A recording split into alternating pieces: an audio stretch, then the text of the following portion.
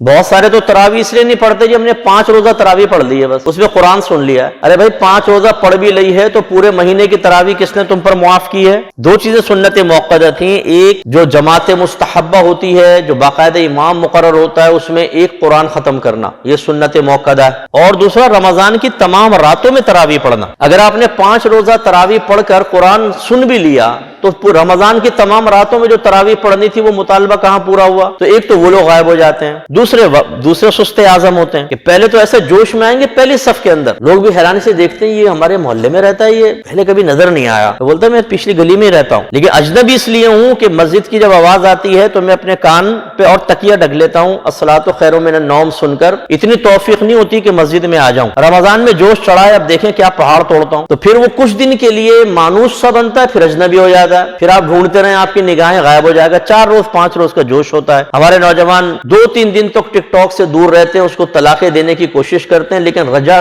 پھر آ جاتی ہے اور رجوع کر لیتے ہیں، کیونکہ طلاق رجعی دی ہوتی ہے، کوئی 3 طلاقیں دی ہوتی، مغلظہ ہوتی طلاق تو چلو حلالہ کے بغیر ممکن نہ ہوتا، لیکن وہ طلاق رجعی دی ہوتی ہے، تھوڑی سی دیر میں رجوع کر لیتے ہیں، پھر وہی رمضان ہوتا ہے اور وہ نوجوانوں کے میسج ہوتے ہیں، مفتی صاحب غسل فرض کر لیا اپنے اوپر، یہ گناہ کر لیا، وہ گناہ کر لیا۔ شوہر حضرات میسج کر رہے ہوتے ہیں کہ جی وہ ہم پہ بے قابو ہو گئے میاں بیوی اور جسمانی تعلق قائم کر لیا حالت روزہ میں۔ کیوں قائم کر لیا؟ اس لیے کہ تمہاری طبیعتیں قابو میں ہی نہیں ہیں، تم نے کبھی نفس کو قابو میں کرنے کا ذہن ہی نہیں بنایا، آپ نے کبھی وہ طریقہ ہی نہیں سیکھا کہ نفس کو اپنی طبیعت کو کیسے روکا جاتا ہے۔ پورے سال 11 مہینے تک ہم نفس کی غلامی کرتے ہیں، وہ کہتا ہے کھانا کھاؤ، کھانا کھا لیا، کون سا کھاؤ؟ آج گوشت کھلاؤ، آج پاوے،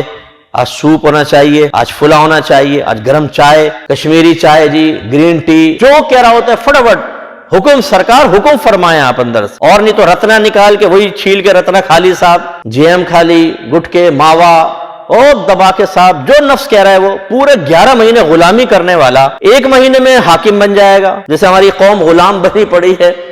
جو مطلب ہو رہا ہے ملک میں ہونے دو، ہم سوئے ہوئے ہیں بالکل، ہر ایک کی زبان پہ کیا کروں یا میں کیا کر سکتا ہوں۔ صحیح بات ہے،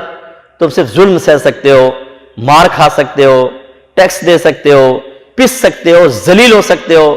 ہر شخص ہم میں سے جو ہے وہ مقروض پیدا ہوتا ہے، ہم یہی کر سکتے ہیں، ہے ہی نہیں سوچ اور فکر کہ ہمیں کیا کرنا چاہیے کیا نہیں کرنا چاہیے، وہ ہمیں نہیں ہے سوچ و فکر۔ دوسرا یہ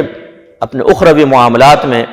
تو پھر مسئلہ یہ ہوتا ہے کہ پھر وہ روزہ ٹوٹ گیا، اچھا جی کیا کفارہ ہے اس کا؟ جس 60 روزے رکھنے ہیں آپ کو کفارے کے، اور 1 روزہ رکھنا ہے قضا کا، قضا کا علیحدہ ہوگا، 60 لگاتار رکھنے، بیچ میں گیپ نہیں، 59 رکھے 1 روزہ رہ گیا، دوبارہ نئے سرے سے گنتی شروع کرنی پڑے گی۔ تو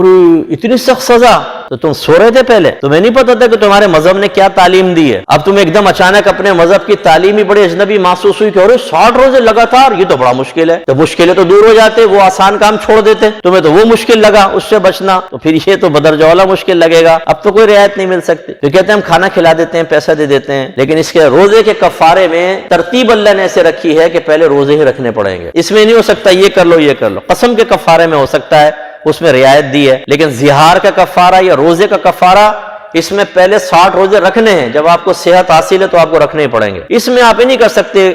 صدقہ فطر دے دیں یا پیسے دے دیں کسی کو، روزے رکھنے پڑیں گے۔ تو اس لیے رمضان میں بھی پھر ہم گناہ سے نہیں بچ پائیں گے، اس لیے کہ 11 مہینے تک ہم نے نفس کو شیر کیا ہوتا ہے، اس سے لڑنے کا شعور ہی حاصل نہیں ہوتا، نتیجہ نکلتا ہے۔ اس لیے میں آپ سے کہتا ہوں میری کتاب قرب الہی آپ لیں، اس میں آپ نفس و شیطان کے چیپٹر پڑھیں، اس میں جو بچنے کے طریقے لکھے ہیں اس کو اپنائیں، آپ کو حقیقی حکمرانی کا احساس ہوگا۔